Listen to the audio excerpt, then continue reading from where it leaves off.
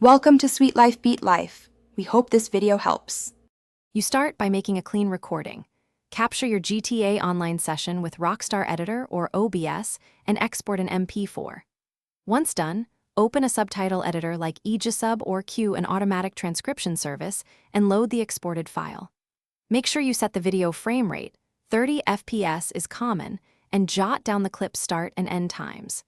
These small details matter because subtitle timing uses exact timestamps. Get them right now so later syncing is accurate.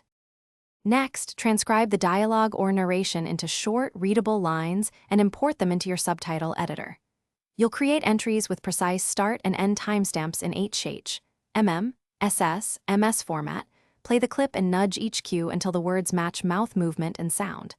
Make conservative line breaks, 1 or 2 short phrases per cue, and preview repeatedly. If timing feels off, shift cues by 1/10 to 3/10 of a second until audio and text feel natural and unobtrusive. Finally, export your work as an SRT with UTF-8 encoding and give it a matching file name or keep it handy to load in your editor or player. Make sure to test the SRT in VLC or your editor and inspect for encoding errors or timing drift across the whole clip. If dialogue runs early or late, apply a global offset in the editor.